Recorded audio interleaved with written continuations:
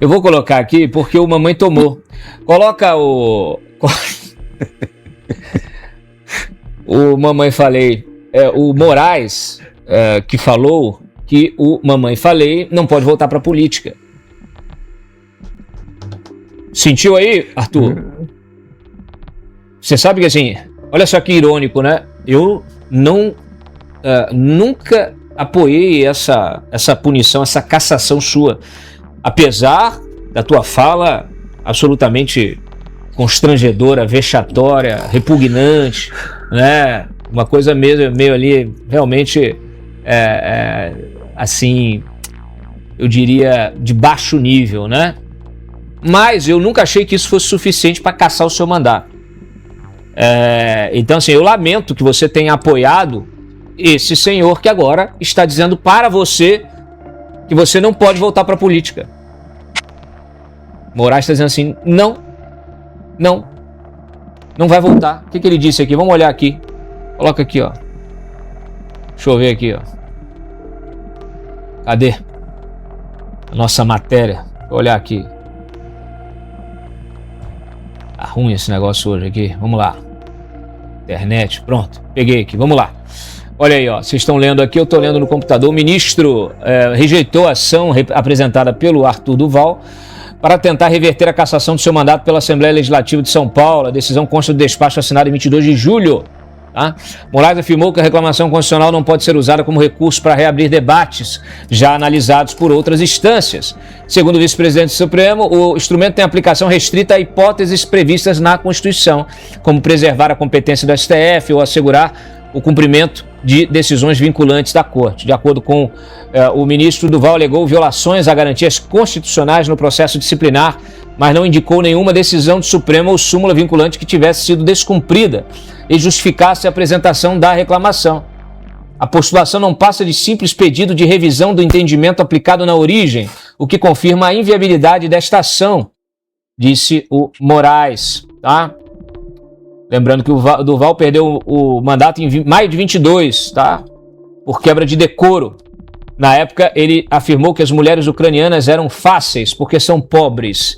Essa é a frase que ele disse numa conversa de WhatsApp que depois foi vazada. Tá? Então, tá aí a decisão do Moraes contra o Arthur Duval, que agora deixa de ser o Mamãe Falei para ser o Mamãe Tomou.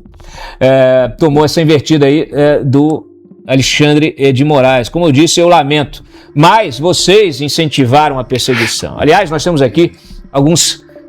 vamos revisitar algumas declarações que vocês fizeram aí, batendo palma pro Moraes, apoiando prisões, etc e tal. Coloca, por favor, bota aí o Mamãe Falei apoiando perseguição. Inclusive tá lá num podcast do Marco Antônio. Coloca lá. Sobre perseguição do Felipe Martins. Não. Aí você tá escolhendo. Sobre perseguição do Felipe Martins, eu não sei, mas eu acho que o Kim deve ter comemorado e eu comemoro também. O Kim comemorou a perseguição? Não sei se ele comemorou, mas eu estou comemorando aqui na sua frente. E aí falo de novo. O Felipe Martins, eu não consigo entender. Então me fala uma coisa. Por que o Felipe Martins... Eu tô tentando tirar você da zona de ignorância e do mau caratismo. Porra, sabe?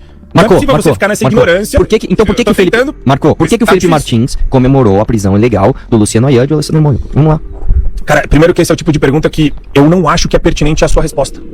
Então tá, cara, eu tô falando. O cara que a gente tá comemorando a prisão é um cara que quis acabar com a gente de forma ilegal. Então eu tô falando, eu estou prendendo um cara, eu não, né? Está sendo preso um cara que tentou controlar a narrativa do Brasil através, inclusive, do uso da força. Você sabia que essa postura sua é a definição do espírito revolucionário, né? Pelo amor de Deus, mano. Você sabia? Não, cara, não, mas você sabe quando eu falo de revolucionário, você sabe o que eu tô falando, você né? sabe quem bebe água, né? Não, você sabe quem bebe água. Você sabe que... Sabe quem bebe água? Che Guevara, mano. Você sabe igual Che Guevara. Quem comemora a prisão de quem... Por exemplo, vamos lá. Eu não acho que isso justifica os meios. Você vai chegar, não acho isso.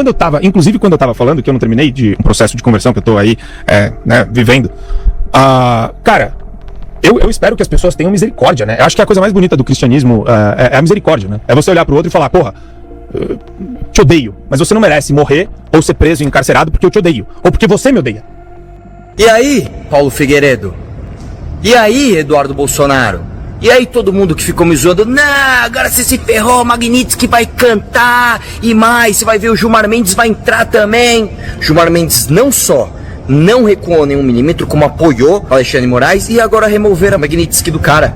Quem é que falou pra vocês não botarem fé nisso? Quem é que falou pra vocês não acreditem em bolsonarista, que o bolsonarista ele só quer te enganar? Quem é que falou 300 mil vezes que esses caras só te enganam? Hein? Toma aí, ó. 7 não é nem 7-1 que eu tô ganhando essa aposta. 7-0.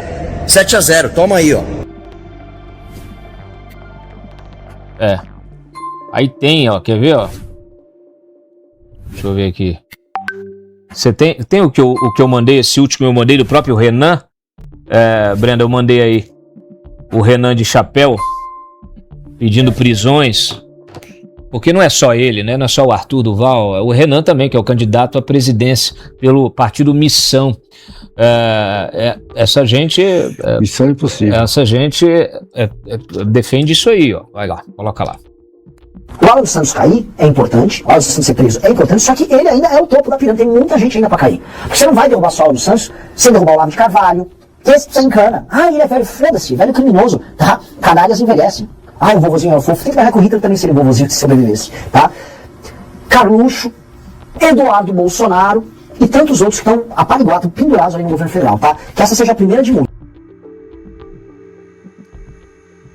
Pois é, senhoras e senhores, quando a gente alimenta o monstro, a gente corre o risco de ser vítima desse monstro. Eu sei que vocês têm aí vocês têm um privilégio aí, uma certa bênção do Temer, e naturalmente isso se estende aos indicados do Temer, no caso aí o Alexandre de Moraes. Mas parece que em alguns momentos isso não é o suficiente, como agora. Aliás, é melhor vocês trocarem de advogado, porque o advogado que fez essa petição, Arthur, para vocês, ele desconhece o direito constitucional, tá? Então, como disse o próprio Moraes aqui, o tipo de pedido, o recurso que foi apresentado é um recurso equivocado, tá? Talvez vocês tenham que voltar naquele outro advogado. Lembra aquele advogado que vocês tiveram no passado? Vocês sabem de quem eu estou falando? Em breve vocês vão saber. Coloca aí, a Bruna Torlai, que gosta muito, já que você gosta muito do MBL, eu quero te ouvir, devolver para você, depois o Paulo, depois o Eli, depois o Ari. É isso, né? Mamãe falou demais, mamãe tomou agora do Moraes. Exato, né? Você se alia a pessoas que, enfim, assim, agem pelo arbítrio. É uma ingenuidade absurda você achar que esse arbítrio não vai se voltar contra você. Agora, o que eu acho que o MBL precisa entender, não apenas é que eles também vão experimentar desse veneno que eles querem mandar para os outros, como aquilo que o Arthur Duval fala sobre, Felipe Martins comemorou a prisão do Luciano Ayan. Não tem nada disso não. A prisão do Luciano Ayan tem muito documento sobre isso. As causas foram ali bem explicadas. E não teve essa questão de comemoração. A questão é que o Luciano Ayan foi quem fez uma lista de influenciadores e de pessoas entre os conservadores que começou o tal do inquérito das fake news. Essa foi a questão. Então o Luciano Ayan, ele ajudou o STF a começar essa história de fake news, de inquérito das fake news, de perseguição a pessoas. E aí quando ele foi preso, as pessoas falaram, aí ó, tá vendo? Foi isso, que é a mesma coisa que a gente está dizendo agora para o Arthur Duval. Então, essa quantidade de sofismas que eles espalham, de inversão de discurso, de apontar que o adversário faça algo que na verdade são eles que fazem, é algo extremamente cansativo, porque essa molecada de 18 anos que não viveu o que as pessoas que estão hoje com 30, 40, 50 viveram, acabam acreditando, sendo que o MBL sempre esteve ao lado do autoritarismo do STF, sobretudo desde essa radicalização do STF, como promovendo aí, implementando esse estado de exceção seletivo que vem de 2019 para cá. Eles estiveram do lado desde o início e é muito engraçado observar. Quero ver agora, estou esperando a reação deles ao fato de o Alexandre de Moraes não ter quebrado o galho do Mamãe Falei, porque nesse caso não tem como quebrar o galho. Então não adianta, eu acho que o PhD em adulação de poderosos do Renan Santos, nem esse PhD, nem esse doutorado ele fez direito. O Alexandre de Moraes não quebrou o galho do amigo dele. Lembrando que o Renan Santos, num palanque do evento do MBL ano passado, disse, defendi mesmo o áudio do Arthur. Defendi, tá certo o que ele disse. É isso que ele fala pra militância. Ele diz, e quem não defende o Arthur Duval e o áudio dele, tem que ser queimado e tá fora do movimento. Então é assim que se trabalha ali. Ou você nos adula e defende nossos erros, ou você não serve para estar conosco. É assim que eles estão ensinando a militância. É algo que eu digo, se você é mãe e seu filho vota no Missão, você falhou como mãe. Reveja aí a sua educação. A sua missão, mãe, é puxar a orelha do seu filho se ele for votar no Missão. Paulo Kramer. Vamos lá. Bom, primeiro, rapidamente, falando do Haddad, ele simplesmente não entende a diferença entre uma empresa .com.br e uma empresa .gov.br, né? Que são os casos, respectivamente, do Banco do Brasil, por exemplo, e da Caixa Econômica Federal. Mas vamos lá. O Missão vem do MBL. E o MBL, há muito tempo, eu defino como uma entidade civil com fins lucrativos. Tá certo? A terceira observação. Nós somos aquele país em que, para a pessoa não votar em corrupto, tem que ter uma lei, a lei da ficha limpa. Né? É claro que isso não é apenas culpa do eleitor. Né? É culpa, sobretudo, do nosso sistema representativo, que de representativo não tem nada, né? Porque, para mim, representativo é aquele sistema eleitoral que acorrenta acorrenta o representante aos representados. E aí eu estou falando do voto distrital puro, chamado voto majoritário distrital puro. Enquanto a gente tiver esse sistema em que o eleitor vota em quem vê e elege quem ele não vê, nós vamos ter esse tipo de confusão, né? O nosso eleitorado, ele já tem um problema cognitivo sério. A gente precisa saber, e a verdade tem que ser dita, que o QI da população brasileira nos últimos 20 anos regrediu, está em média oscilando entre 75 e 80, enquanto o QI normal das pessoas normais é de 100 para cima. Então vejam que a tarefa que nós temos pela frente, né, de esclarecimento, de conscientização, é uma tarefa difícil, mas como disse a Bruna, temos que ser tenazes e também pacientes, porque essa turminha aí levou mais de 50 anos, primeiro levando a porrada que levou na luta armada, e aí refluiu para a sala de aula. E a partir da sala de aula, eles começaram a formar pessoas, por exemplo, né, tá na geração dele, como o senhor Alexandre de Moraes. Essa que é a verdade, né? Quer dizer, entortando a cabeça das pessoas.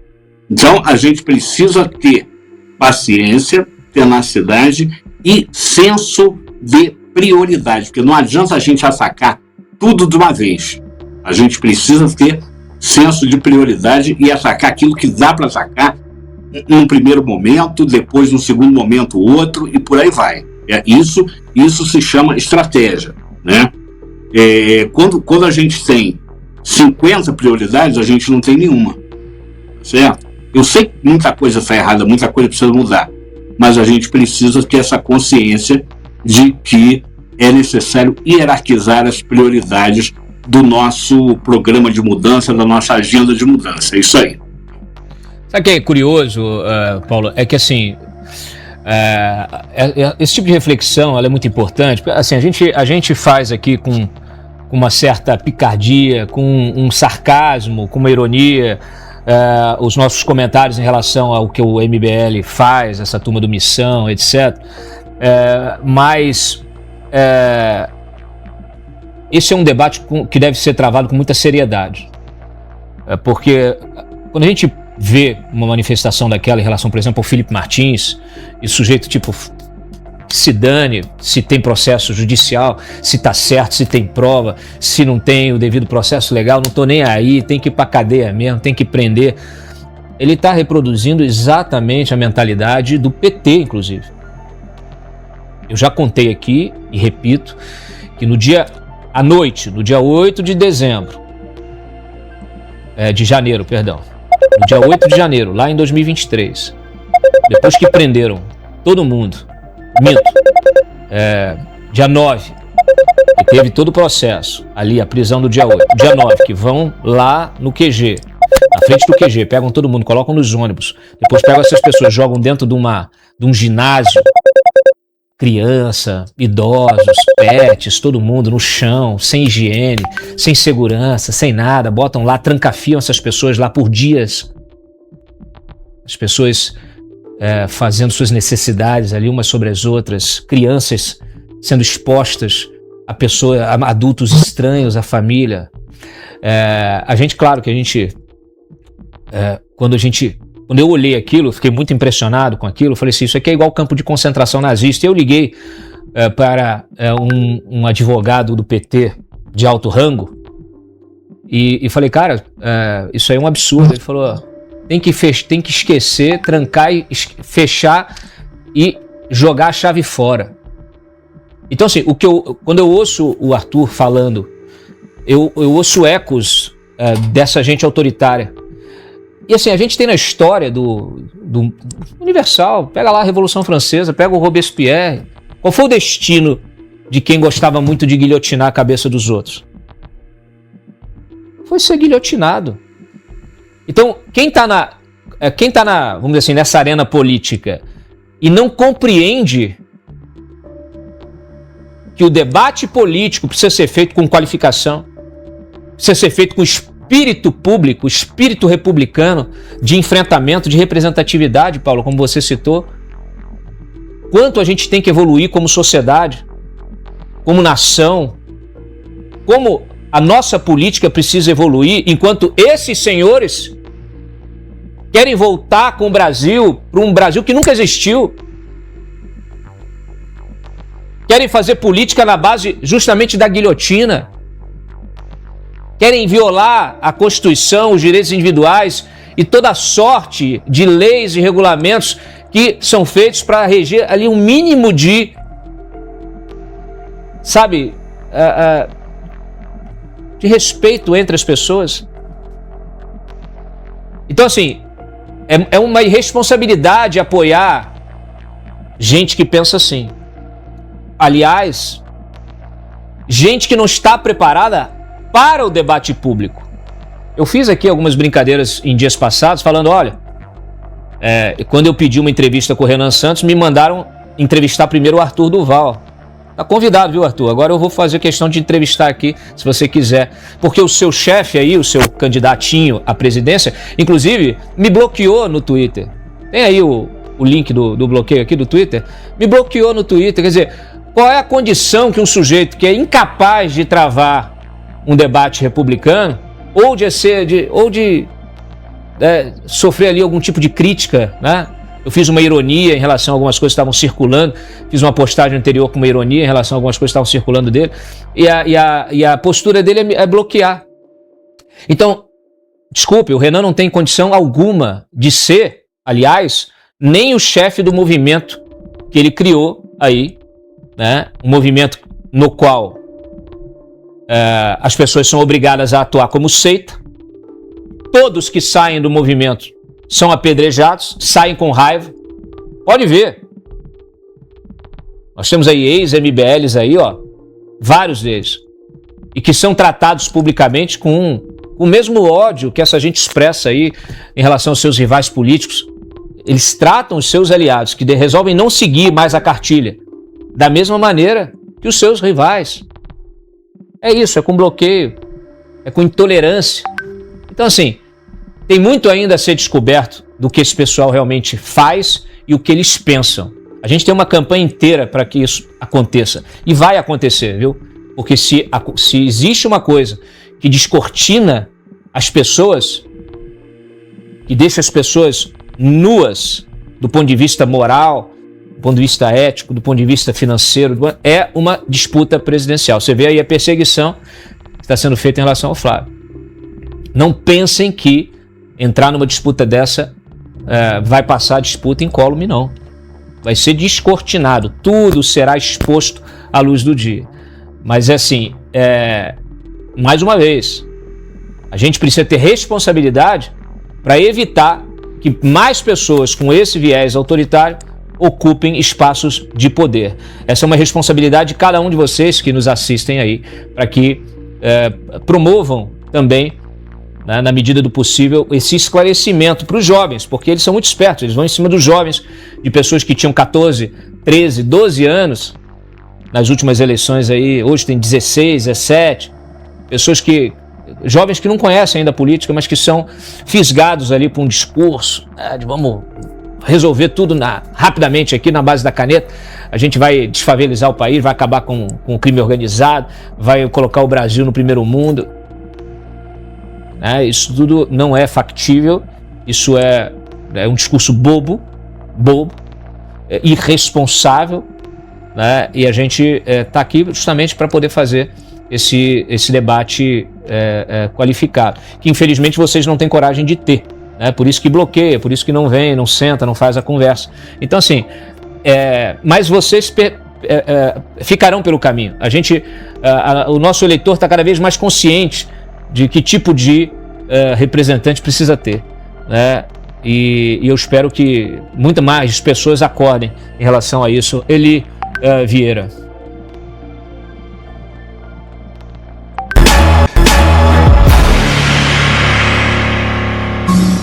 Ele tem musiquinha pra eu voltar? Isso. Hoje tá assim aqui. Tá ótimo, então gostei da musiquinha. Eu desejo boa sorte a você, Cláudio, e a querida Bruna. Você quer, Eli, que eu coloque essa música sempre antes de você falar? Com certeza, por favor. Né? Então põe mais uma vez, Felipe. Põe mais uma vez aí. Com vocês, Eli Vieira. Vai. Aí sim, a gente fala com prazer. Primeiro eu vou desejar boa sorte a você, Cláudio, e a Bruna, né? Porque a gente sabe que não é fácil criticar o MBL nas redes sociais. Então, do dedinho ali, firme no mute e no bloco, né? Eli, não quero te interromper, mas você acabou me lembrando que eu fui alvo já, quando eu estava no Antagonista, na época do Temer, com aquelas histórias da JBS, da mala de dinheiro. Eu e todo mundo lá, a gente foi alvo desses caras aí, dos Mavis, na época eram os Mavis, então assim, dessa guerrilha virtual, porque eles sabem fazer muito bem, perseguindo familiares, etc e tal. Então assim, eu tô calejado, pode fazer o que quiser, pode inventar o que quiser, hoje com IA você inventa o que quiser também, mas assim, a gente tá calejado já, isso aí, eles são mais um grupo de haters aí, já passei por vários deles. A gente permanece, os cães ladram e a caravana aqui permanece firme seguindo adiante. Pode falar. Pois eu não tenho necessariamente um problema com o MBL, exceto um que eu já deixei público, que eu estimulo mais movimentos liberais no Brasil. Eles nasceram com o L ali, o Movimento Brasil Livre, né? Fundaram o próprio partido, aliás, uma coisa que, por vários motivos, o movimento bolsonarista não conseguiu fazer com a Aliança Brasil. O Cláudio sabe os motivos aí, uma hora a gente debate esse assunto. Mas o que eu fiz foi, o L significa o que agora? Se não estão fazendo o L de livre, de liberalismo. Aí me responderam o Eduardo Bisotto, que eu tenho apreço, que faz parte do jornalismo, a revista deles, a Valete, é boa, inclusive. E aí o pessoal me respondeu de uma forma irritada. Eu só estava fazendo perguntas, falei, vocês largaram o liberalismo, o que vocês defendem agora? É a direita. Eu falei, rapaz, mas isso, ok, mas isso é meio vago ainda. Então o que parece para mim, aí eles disseram o seguinte, tá, você quer entender o que a gente pensa? Compra o livro amarelo. Aí eu fui ver o preço do livro amarelo e caí para trás. Então eu não quero doar um rim pelo livro amarelo. Eu imagino que agora tem o acesso seja melhor. Eles tentaram mandar um negócio de 300 páginas, que era o livro amarelo, para o TSE rejeitou por ser longo demais. Então, quando vier ou a versão longa, ainda olhar também, hoje mesmo estava vendo o Diário do Fault com mais de 1000 páginas, não é problema o tamanho para mim, mas não coloquem tanto empecilho para chegar no que vocês pensam, que ainda não está claro para mim. Agora, Cláudio, se amanhã eu começar a falar mal de você, se a gente brigar, desfazer nossa parceria, eu saio falando mal do Cláudio, pelo menos eu vou saber que eu não tenho que te pagar R$100 mil com um acordo de confidencialidade, porque você nunca me pediu isso. Eu fiquei sabendo que é isso que acontece no MBL. As pessoas que estão ali dentro, perto da cúpula, conheço algumas que saíram, ao sair não podem criticar, porque se criticar tem esse acordo de não confidencialidade. Eu gostaria de ter acesso para saber exatamente isso. Se o Bisotto quiser explicar, se o pessoal do MBL e a Missão quiser explicar para a gente por que é necessário uma multa desse tamanho que a gente sabe para o Brasil, exorbitante, R$100.000, parece as multas do Alexandre de Moraes, né? Cláudio, você citou também, você falou em guilhotina, e isso me lembrou um caso de 2021 envolvendo justamente o Arthur Duval, que foi quando o Boulos disse, né, o que alguns interpretaram como ameaça, que é para o Bolsonaro tomar cuidado porque a dinastia Luís XIV terminou na guilhotina. E aí o bolsonarismo, o governo mesmo abriu uma ação contra o Boulos e o Arthur Duval foi defender o Boulos. Aí, por um lado, eu penso, tá, se o Boulos não incorreu, se a interpretação de que foi uma ameaça está errada, isso é a liberdade de expressão, seria até bonito da parte do Arthur Duval fazer isso contra alguém que ele diz que é inimigo político deles, porque o MBL e a Missão são de direita. Mas Arthur Duval, a gente sabe daquele clipe famoso dele com o Monark, que ele comemorou a censura em 2022, né? Pelo menos contra ali, mesmo que tivesse tudo errado naquela denúncia lá, do ser e medo, envolvendo as urnas, não é a censura que vai resolver o problema, aliás, só vai aumentar a suspeita, né? Por mais que a suspeita seja infundada, né? Na democracia, uma democracia precisa se permitir ser criticada. Então, fica aí uma coisa inconsistente, então eu continuo não sabendo, para ser sincero. O Renan dos Santos, também sinto que não o conheço. O que me assustou foi aquela reunião com os militantes ali, em que ele fala abertamente, ele defende a doutrina maquiavélica, assim como nosso objetivo é ter o poder e tal, mas fazer o quê? Também não fica claro ali. Talvez eu que não dediquei meu tempo a ler o gigantesco livro amarelo, então ainda está por ver o que o MBL é. Eu desconfio que é uma coisa assim, de uma geração Z, um pessoal mais jovem, até alguns millennials como eu, que se descobriram contrários à esquerda, porque viram os excessos do woke, do identitarismo, que eu mesmo denuncio num livro, aí foram buscar alguém assim, na faixa etária deles e também tem as suas rusgas com o bolsonarismo. Tudo bem, quanto mais representação de cada opinião, melhor. Então, por isso, vem pro bem, eu imagino, se for para representação. Agora, se é uma coisa vaga, e o problema de ser um maquiavelismo aberto, que ou isso é sinistro, ou isso é burro, porque é como colocar as cartas na mesa, expor até para os seus inimigos verem as suas estratégias. Não faz nem muito sentido isso. Enfim, aí estou por ver o que é esse movimento. Eli, não sei se você sabe, se você, talvez a Bruna saiba, esse menino, ele menino não, né? Ele é um homem de 40 anos, né? É porque a voz não está ainda, como é que chama que o Degô fala que a voz não está firmada? A voz não está firmada e aí não parece que tem 40 anos.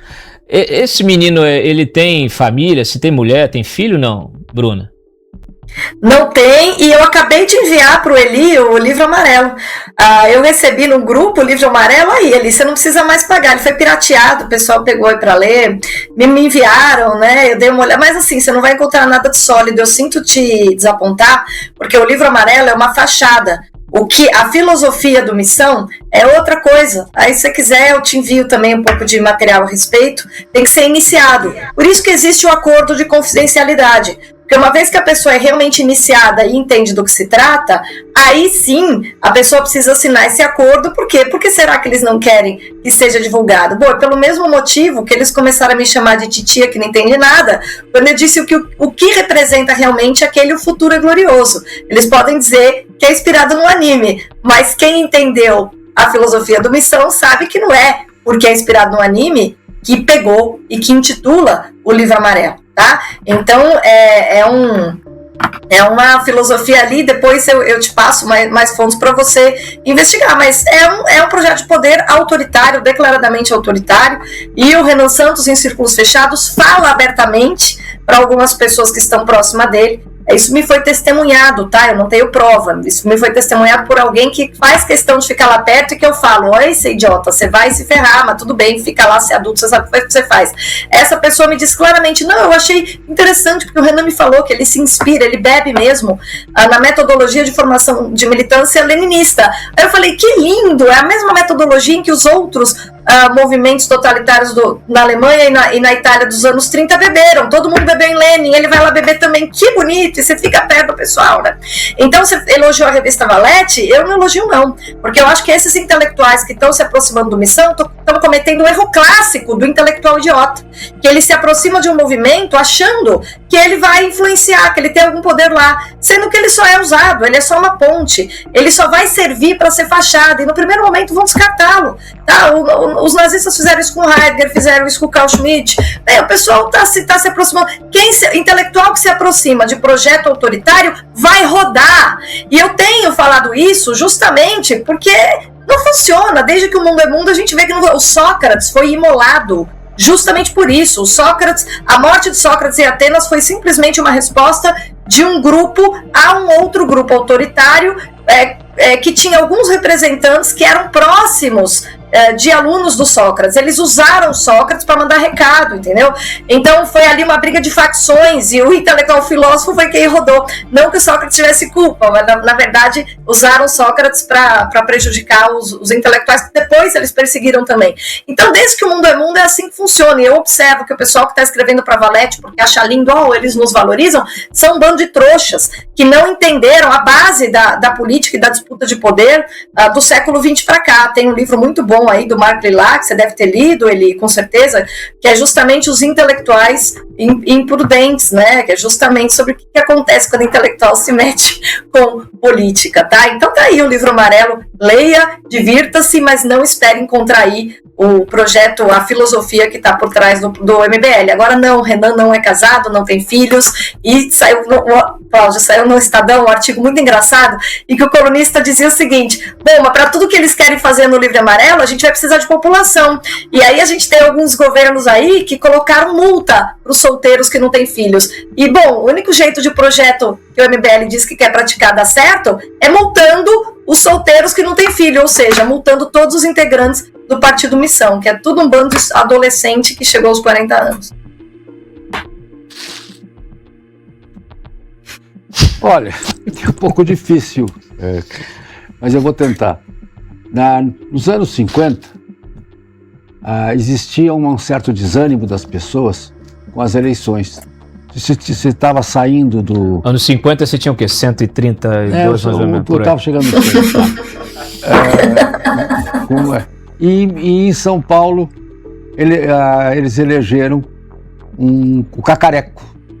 Obviamente não pôde tomar posse, não pode ser diplomado. O que é o Cacareco? Era um rinoceronte do zoológico.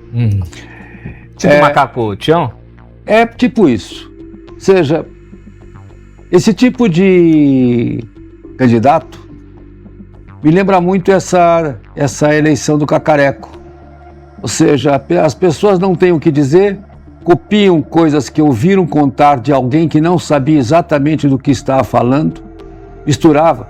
Me lembra um pouco aquela arte de Lully, que é falar irrefletidamente sobre aquilo que desconhece totalmente. Lully escreveu um manual da cavalaria e ele tinha um círculo com várias frases. Ele rodava um ponteiro no meio, ia juntando uma com outra e entregava aquilo para o pregador. Fale, mistura essa frase com essa que vai dar certo. Ou seja, nada queria dizer nada, mas ele tinha um sucesso muito grande. Ele é citado na filosofia. Ou seja, são pessoas que não têm a menor ideia sobre o que falam.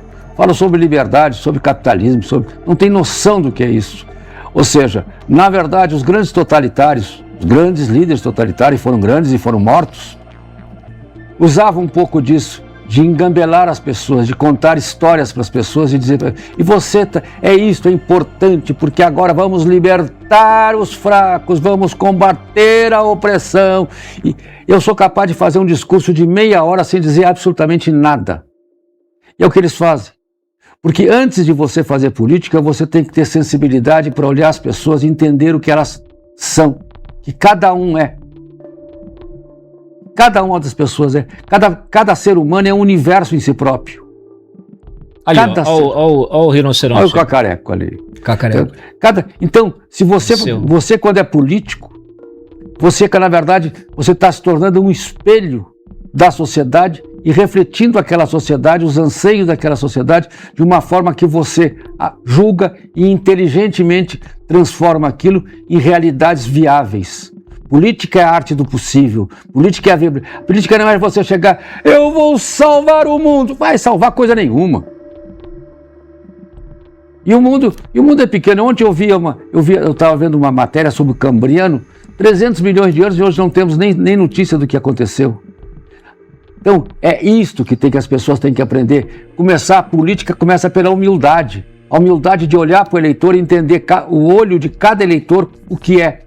Ah, mas eu não vou olhar a todos. Vai sim. Se você olha no olho de um, de dois, de três, você está olhando nos olhos de todos. Isto é o político. Esses meninos estão apenas exercitando a arte de contar as suas inseguranças, as suas frustrações, as suas bobagens que eles não conseguem nem pensar direito. Ou seja, na hora que você acusa e se satisfaz com a prisão de alguém, é um horror. A prisão de alguém, a punição de alguém é alguma coisa que se faz com muita dor. Toda pessoa que executa uma punição sente dolorida, é uma obrigação totalmente indesejável. Se as pessoas não entendem isso, não podem fazer política. Quem se regozija com uma punição é um psicopata. Nós temos que entender isso. E é esse tipo de ação que a sociedade viu, tentando se libertar daquela hidra que eu falei, do estatismo, da participação do Estado, do patrimonialismo, enfim, que as pessoas viram quando votaram no Bolsonaro. Porque o Bolsonaro era um homem simplesmente do povo, simples, que dizia o que pensava e olhava nas pessoas e refletia das pessoas o que elas queriam dizer. É isto. O Flávio hoje é o nosso candidato com isto. Ou seja, cada um tem que pensar nisso. Esses meninos, me desculpe, vão para um psiquiatra. Meninos velhos, jovens, né? Assim, a gente acabou de bater aí 10 mil likes. Eu quero agradecer demais aqui a todo o apoio que vocês estão dando. A gente está com uma enquete no ar, que é a pergunta se você acha possível libertar o Brasil da mentalidade comunista, tá? E eu vi muita gente comentando assim, Cláudio, o que está acontecendo na Argentina?